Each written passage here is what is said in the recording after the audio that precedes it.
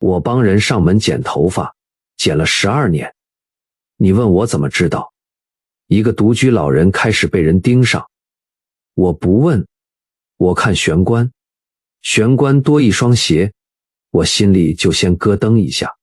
多一双鞋不一定是坏事，坏的是那双鞋的主人开始想开你的冰箱，想摸你的印章，想替你签你的名字。人到晚年还有异性往你身边靠，说穿了就4个目的，前面3个会让你吃亏，第4个最狠。很多老人就是栽在第4个上面，把一辈子整个交出去。这件事跟你有钱没钱一点关系都没有。我姓邱，55岁，大家叫我美芝。我做的是到宅理发，剪一颗头收300块，一个下午最多排4个。12年下来，我爬过多少老公寓的楼梯，自己都数不清。我的膝盖比气象台还准，天一冷就酸。工具箱里有什么，我闭着眼都能摸出来。推剪、剪刀、围布、报纸、粉扑，很多老人1个月就等我这一趟。我进门，先看客厅，再看冰箱，最后看玄关。你不要笑，独居老人的玄关最诚实。1双鞋、2双鞋、3双鞋，多出来的那1双就是故事。我今天要讲的这个故事就发生在我一个老客人身上，他姓卓，叫卓明发，78岁。他家在老公寓5楼，没电梯，楼梯间的灯坏了半年，我每次都是摸黑上去。他家客厅很小，一台老电视，一张矮凳，茶几上永远放着一个搪瓷杯，墙上挂一幅褪色月历，停在哪一年都不晓得。他的头发白得很快，后脑勺有2处特别难剪，因为那有2块旧伤疤。他以前是做车床的，做了38年，左手中指少半截，26岁那年被机器咬掉的。他老婆走了9年，家里连一张女人的照片都不摆。我每2个礼拜去帮他剪一次头发，剪了6年。那天是礼拜3，下午2点，我被工具箱爬上5楼，衣服湿了一半。照老规矩，我把报纸铺在他脚边，围布往他肩上一披，剪子在空中咔咔空剪2下，才开始下刀。我跟他说，头低一点。我看清楚，剪到一半，门开了，不是敲门，是有人拿钥匙从外面把门打开的。进来一个女的，60出头，头发在后面盘起来，手上拎2袋菜，菜叶子还翘在袋子外面。她看到我也不慌，把菜提进厨房，回头对卓明发说，今天买到便宜的虱目鱼肚，晚上煮汤，你不要嫌腥。讲完，他把手在围裙上擦了2下，就去洗菜了。我剪刀停在半空中。卓明发这个人，我剪了6年，我太了解了。他老婆走了以后，家里连一张女人的照片都不放。这个女人怎么会有他家的钥匙？我压低声音问，卓伯，这是谁？他没转头，右手食指在桌上敲了3下。赌，赌，赌。他说，范太太，姓范，叫范秀琴。我又问，钥匙怎么来的？他说，我给的。一路想到楼下。你要知道，卓明发不是那种会被甜言蜜语哄住的人，他1个月领劳保年金18000多，存款60几万。这间45年的老公寓是他自己的，公告限值不高，卖也卖不到什么钱。他女儿卓丽云嫁到台南，1年回来2次，中秋和过年，他每天煮1次饭，吃2顿。剩菜放冰箱。那天我要走的时候，看到他冰箱上层那个不锈钢便当盒，那是他老婆生前给他装饭的，盖子上有一道被夹到的凹痕。他有一次自己跟我讲过，他的印章、存款簿、身份证全部装在那个便当盒里，放在冰箱最上面那一层。他说，我老婆的便当盒谁会去翻？我那时候还笑他，说这个办法真好，现在想起来背是凉的。他知道东西在哪里了。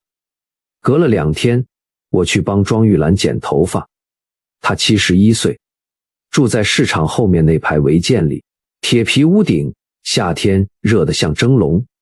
她家没有冰箱，只有一台老旧的2手冰箱，门上贴满胶带。她的剪发椅是一张塑料凳，我每次去都要先帮她挪开地上的纸箱。我一把抓住她的手，就皱眉头。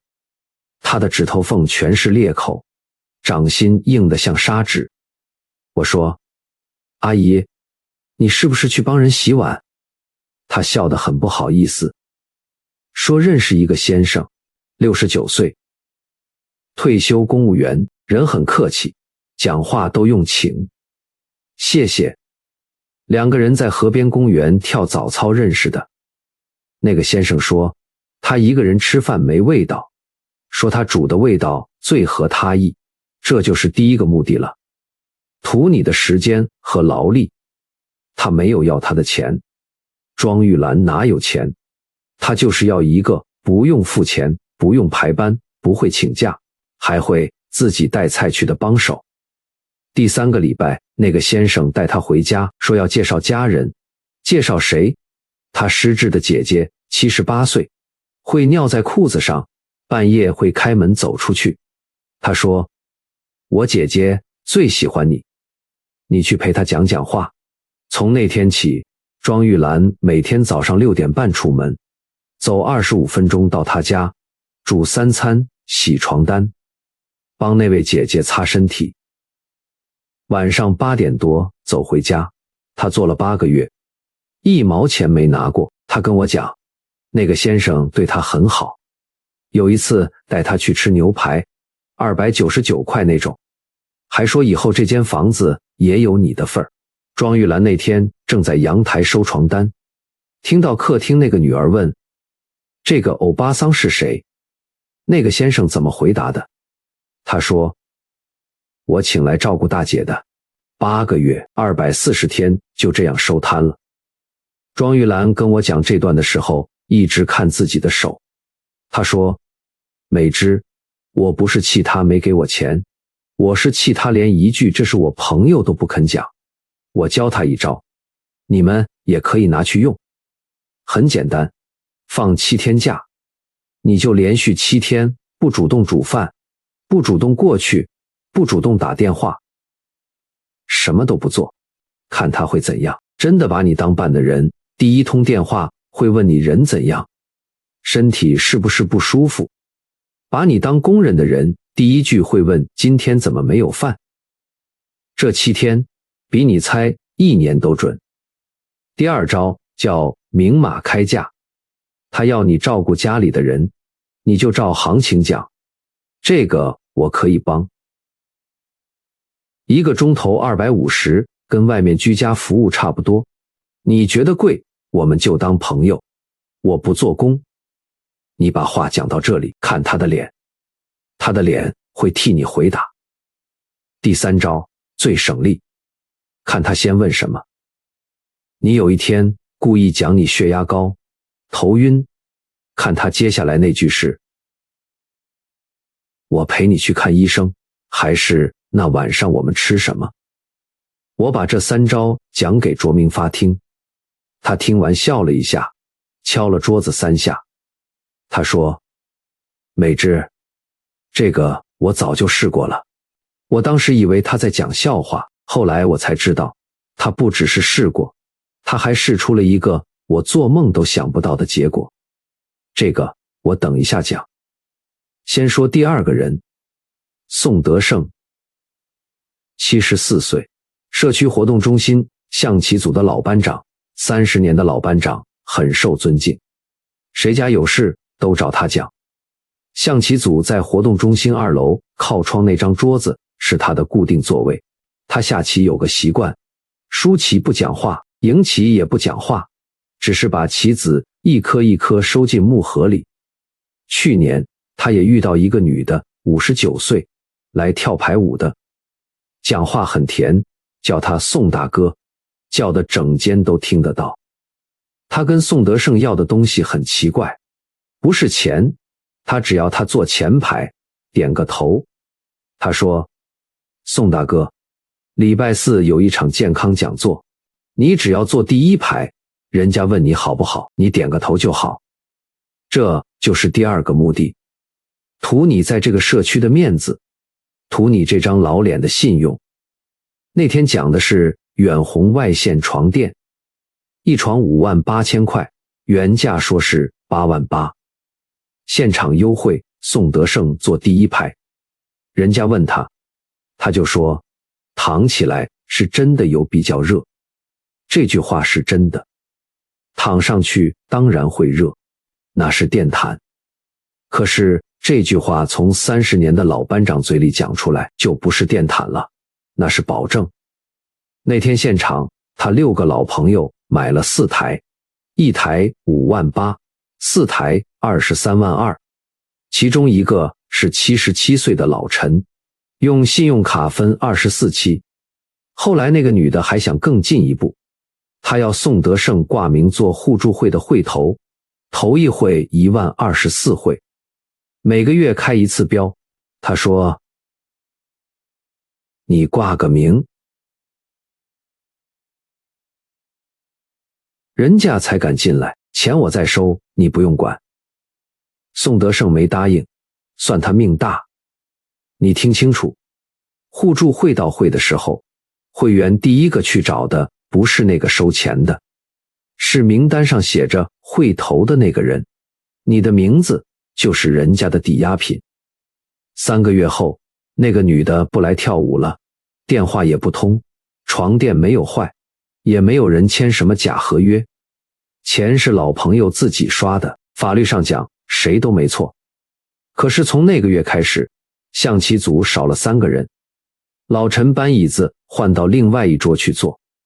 宋德胜跟我说，我不是赔钱，我是赔掉30年。他讲那句话的时候，手上还捏着一颗棋子，捏到指节都白了，所以我这几年帮人剪头发都会多讲3句话，你们记牢，一句都不要漏。第1句，东西我不用，我不介绍。第2句，要我挂名的，我一律不挂，不管挂什么。第3句，这句是对你的老朋友讲的，我不推荐，我不背书，你自己判断。还有一个铁则，只要对方跟你讲，你带3个朋友来听，我送你1台按摩枕，你就要明白，那个按摩枕的钱是从你朋友的口袋里掏出来的，你带1个人去，你就先押上一份人情。讲到这里，我要把1个人请出来了，社区共餐据点礼拜1、3、5中午开饭，60块吃一顿。那里有一个人，大家都叫他汤大哥，汤庆峰，68岁，一年4季穿黑背心、卡其短裤，口袋插一支笔，不是原子笔，是那种红蓝2色的按压笔。讲话的时候喜欢把笔拿出来按2下，咔嗒咔嗒。你只要在饭桌上讲一句，我那个补助不知道怎么申请，他就会走过来拍拍你的肩膀，拍2下，说这个我熟，交给我。他真的熟。老人家怕的那些窗口，那些表格，那些一格一格的方框，他通通会填。他帮那栋公寓的8个老人跑过户政事务所，跑过邮局，跑过区公所，谁的重阳补助，谁的房屋税，他都清楚。整个据点讲到他都是竖大拇指。我第一次觉得不对，是有一次他跟一个阿婆说，你身份证、健保卡还有存折的第1页都影印2份给我，我一起帮你办。阿婆就真的从皮包里全部拿出来给他。我当时只当他想帮忙，什么都没讲。这就是我后悔的那次。秋天的时候，我又去卓明发家剪头发，爬到5楼，我在他家门口的信箱看到一张挂号信通知单，从缝里露出来一半，上面的收件人是一个我完全不认识的男人，名字只有3个字，既不姓卓也不姓范。我把通知单抽出来拿进去问他，卓伯，这是谁？他坐在那张矮凳上，接过去看了一眼，放在桌上，用食指按住，敲了3下。他说，我儿子。我说，他儿子的信怎么会寄到你家？他说，户籍迁进来了。我那时候心跳得很快，我说，卓伯，你被骗了，你赶快去问。他打断我，他说，美芝，你听我讲。我知道，是我同意的。我整个人像被人从背后推了一把。我一直以为的剧本是这样的：一个女人接近一个老人，老人被骗得团团转，最后房子没了，人也病了。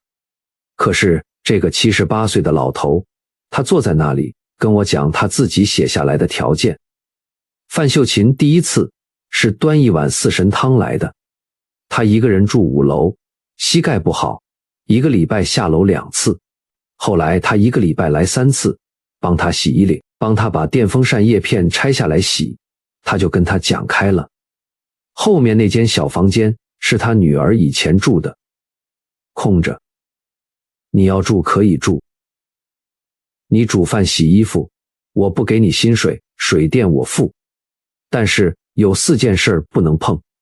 第一，钱我自己领，我自己走到银行去领，走不动我就慢慢走。第二，印章我自己收。第三，我自己签。第四，我家的门我不多打1只钥匙给别人。他讲完，我说，那户籍呢？你怎么会同意他儿子迁进来？他沉了一下，说他儿子36岁，思觉失调，长期吃药，没有一个固定地址，医院那边的联络断掉，租房子人家也不租。他跪下来求我，他说，美芝，我一个人住这5楼，我最怕的是什么？我不怕死，我怕我半夜在厕所滑倒，人还醒着，可是爬不起来，就那样躺3天。我怕的是这个。他要一个地址，我要一个晚上会有人在客厅咳一声的人。我算过了，划得来。我那天下楼的时候，脑袋里嗡嗡的。我不知道该说他聪明，还是该说他把自己整个人压出去了。你们听到这里，心里可能也已经分成2边了。等一下，我要问你们的就是这一题。不过我下楼走到第2个转弯的时候，我想起了另外一个人，傅秋月。第3个目的就在这里，涂你的名字，你的门牌，你的印章。傅秋月69岁，住在河堤边的国宅9楼。电梯很慢，他家的窗户看出去是河堤，他每天傍晚都在河堤走路。他的头发很细，容易打结。我每次都要帮他梳很久，那个人对他很好，好到什么程度？他水龙头漏水，他20分钟就带工具上来。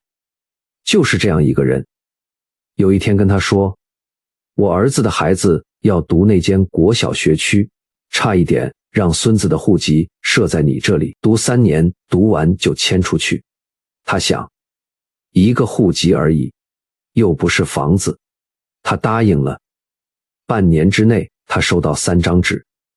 第1张，房屋税跟地价税，因为户内人口变动，他本来符合的减免条件出了状况，1年多缴了6000多块，跑了2趟税捐处才弄清楚，寄给那个迁进来的人，可是地址是他家，他那时候人在楼下，是邻居帮他收的。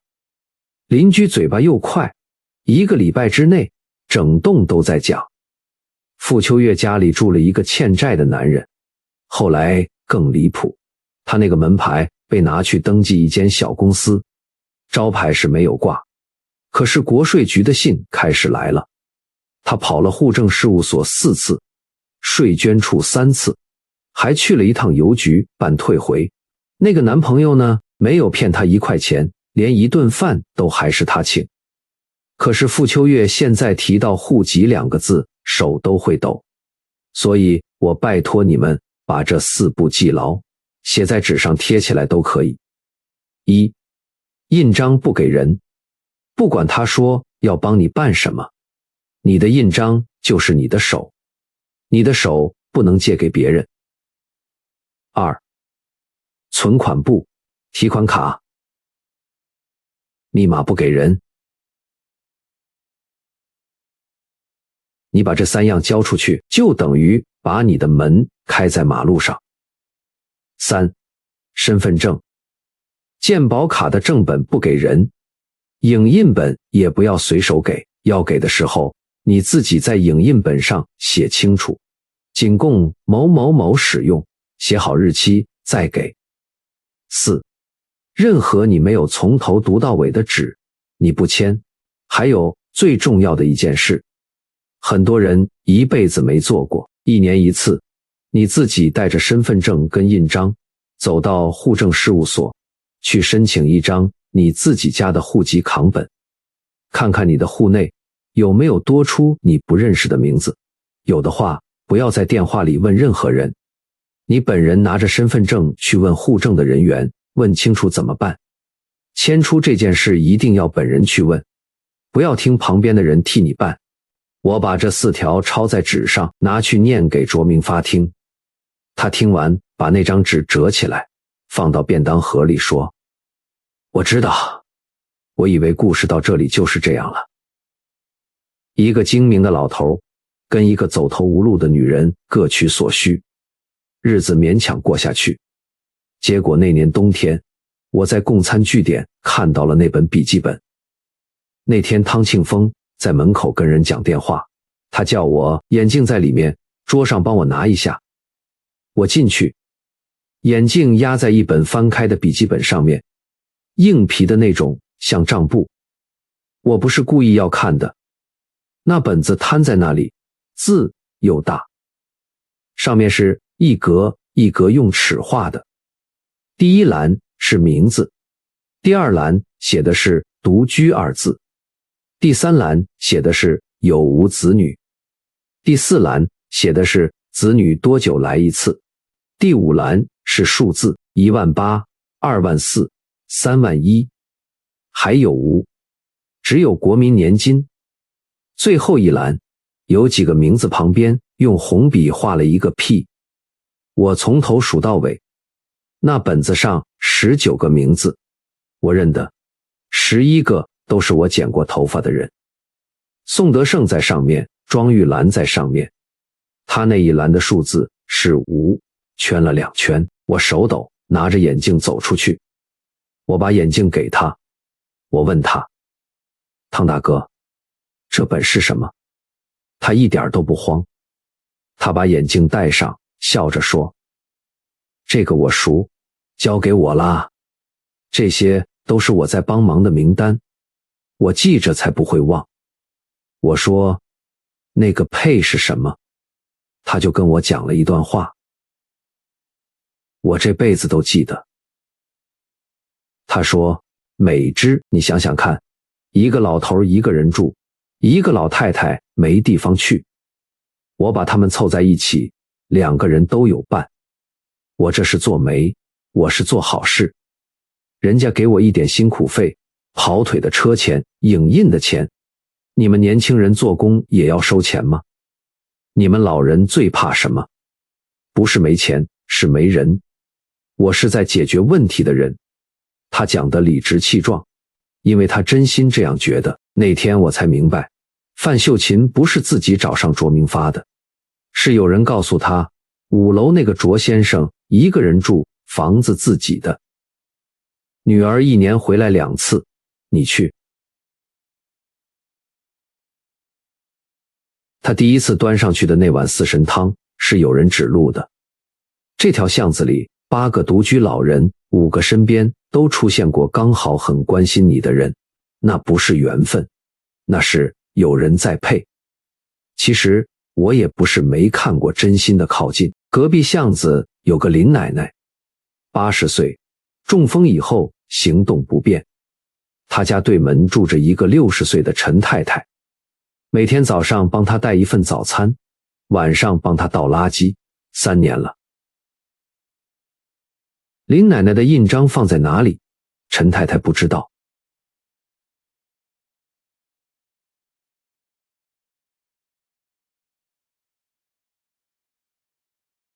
林奶奶的存款多少？陈太太也不问。林奶奶要把钥匙给她。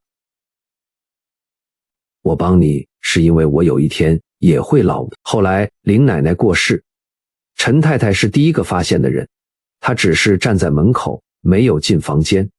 她说，那不是我的家。冬天过完，卓明发要去开白内障，左眼。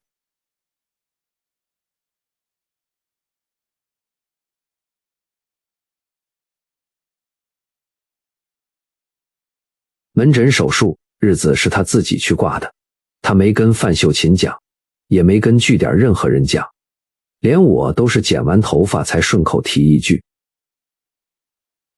手术前一天晚上，他家电话响了，汤庆峰的声音：明发啊，听说你明天要开眼睛，我明天陪你去。那个同意书我签就好了。你眼睛不方便了。卓明发后来跟我讲，他挂掉电话，在客厅坐到天亮。这个最狠，也最少人讲，很多老人是在这里把一生交出去的。第4个目的，图你人生最后那一段的决定权。他要的不是你今天的存款，他要的是替你决定的那个资格。当你的紧急联络人，替你签同意书，帮你保管印章，帮你改银行的约定转账账号，帮你去领年金，替你决定你要住在哪里，决定要不要插管，决定你哪一天从家里被送去哪一间机构。你把这些交出去，钱只是顺便的事。因为一个人只要能替你签字，能决定你住哪里，能决定你的病要不要治，那你所有的东西都在他手上，他1毛都不用偷。这一条跟你有钱没钱完全没关系。你以为你没钱，就没人来找你。错了。你就算存款只有3000块，你身上还有4样东西，你的时间，你的名字，你的面子，还有你最后那一口气怎么用，由谁来决定怎么听出来。我给你3句话，一模一样的3句，你听到就要竖起耳朵。第1句，以后你有什么事，我签就好了。第2句，你的钱放我这里比较安全，我帮你记账。第3句，最毒，这件事你不要跟你女儿讲，她只会念你，因为前2句是要拿你的东西，第3句是要剪断你跟原来家人之间那条线，剪到后来，你身边只剩他一个人在讲话，他讲的就是全部的真理。卓明发这条线差一点就断了。还有一件事，我一直没敢跟他讲。手术前那2个礼拜，我去他家剪头发，范秀琴正拿着抹布擦那个不锈钢便当盒，他一边擦一边说，这个盖子松了，我拿去给人修一修。那句话在我耳朵里响了3天，他知道东西在哪里了。卓明发那一夜没睡，隔天早上他没有去开眼睛。他打电话去改期，然后他做了4件事，我一件一件讲，你们照做就好。第一件，也是最重要的，3把钥匙分给不同的人，绝对不要给同一个。第1把是钱的钥匙，银行的事他自己走不动，就叫计程车，1趟120，他付。他不办任何非亲属的约定转账，定期存款到期，他自己临柜办。领超过10万，行员会多问几句，问他要做什么用，他一律实话讲。他跟我说，那不是刁难我，那是替我看门。第2把是身体的钥匙，他去医院门诊那天，走进社工室，把自己的紧急联络人写清楚，留2个人，一个是台南的女儿卓丽云，一个是他坐车床时候的老同事，姓包。2个人他都通知了，也让他们2个互相留了电话。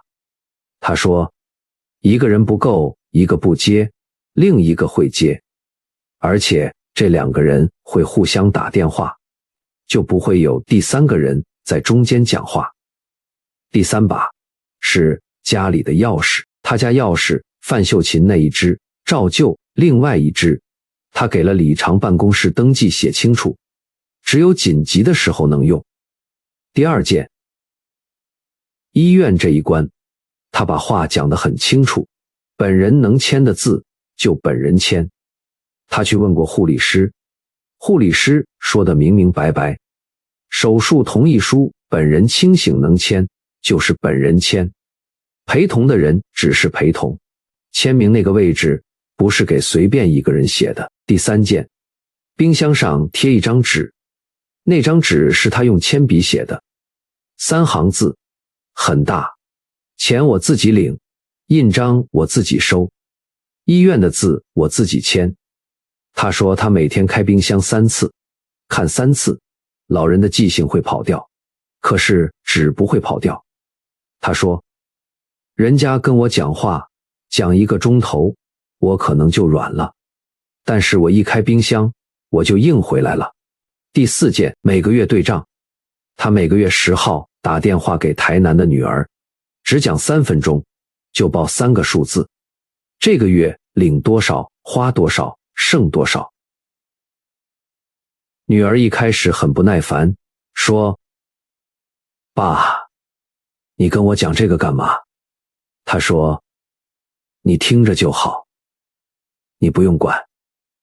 他跟我说，不是要他管我的钱，是要让人家知道，我这里每个月有1双眼睛在看，有第3只眼睛在看的老人比较不好下手。改期后的手术那天，我陪他去的，他自己走进去，自己在同意书上签了卓明发3个字，笔画很重。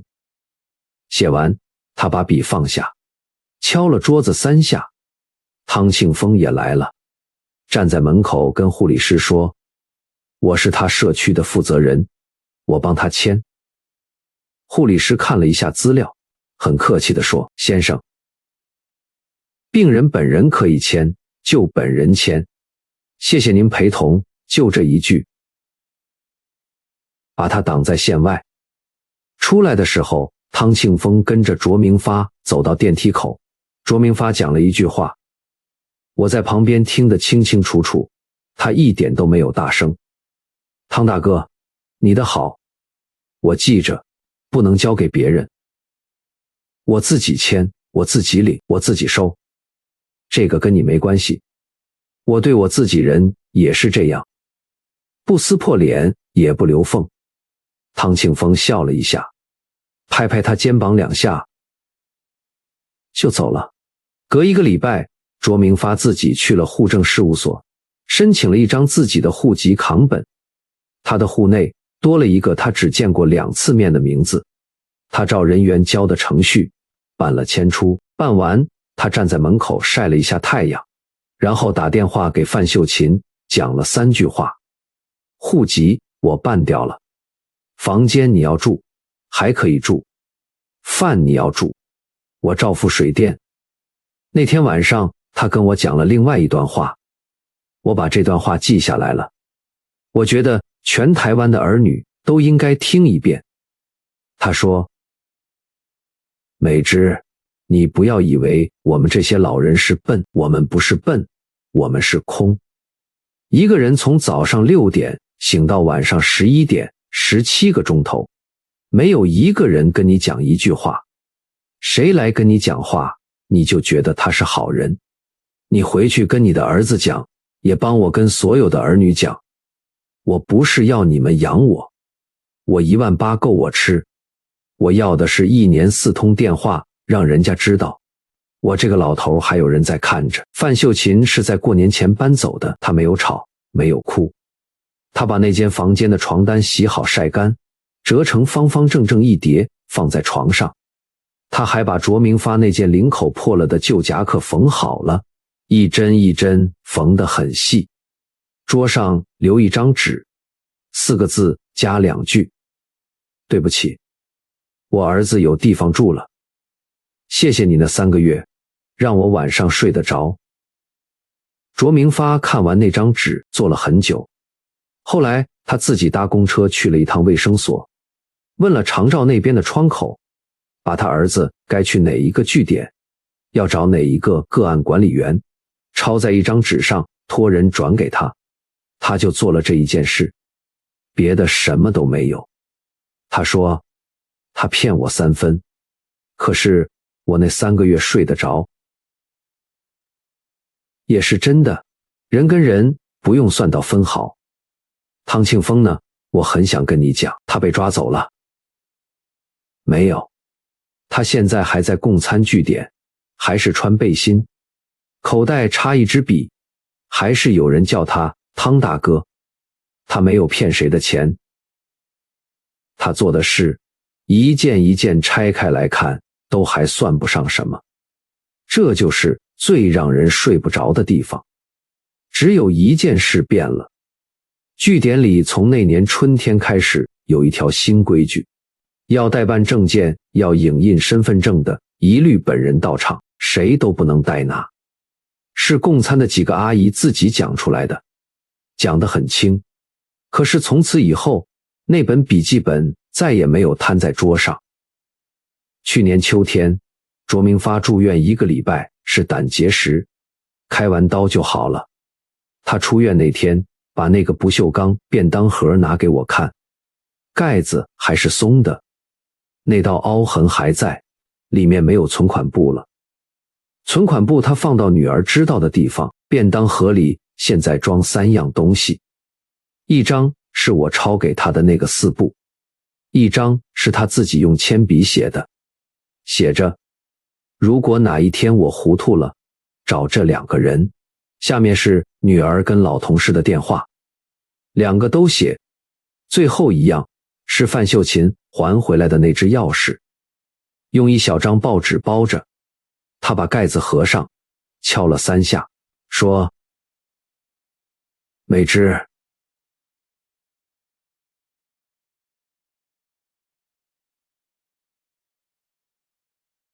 你以后帮人剪头发，多看一眼人家玄关的鞋子，多一双鞋不一定是坏事。你要看的是那双鞋的主人有没有想要伸手去开你的冰箱。我剪头发剪了12年，讲到这里4个目的我都讲完了，你们记好。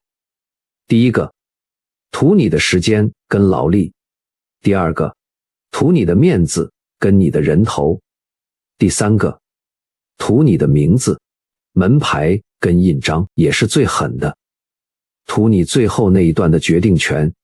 有钱的被图钱，没钱的被图这3样，一个都跑不掉。可是我还要讲一句，不是每一双靠过来的鞋子都是坏的，人到晚年怕孤单，不是丢脸的事。你可以让人进来，你可以让人陪你吃饭，你可以把空房间借出去，你只要守住那3样，钱我自己领，印章我自己收，医院的字我自己签，守住这3样，你还是那个做主的人，谁来都不怕。今天晚上你就可以做一件事儿，很简单，拿一张纸，把这3行字抄下来，贴在你家冰箱门上，然后在纸的背面写2个人的名字跟电话，2个要彼此认识、会互相通电话的人，写完你就比昨天安全很多了。老了以后，最贵的不是存款，是你到最后一天还能自己签自己的名字。换作是您，卓博用1间空房换1个人陪，还答应人家把户籍迁进来，您觉得他这是精明，还是把人请进了自己家门？留言告诉我您会怎么选，也请您留一句，您身边有没有出现过这样刚好很关心您的人？当时您怎么处理的？我们在这里替我们这一代人说话，如果您觉得这些话该让家里人听到，就按个订阅，点个赞，把这支影片转给那个该听的人。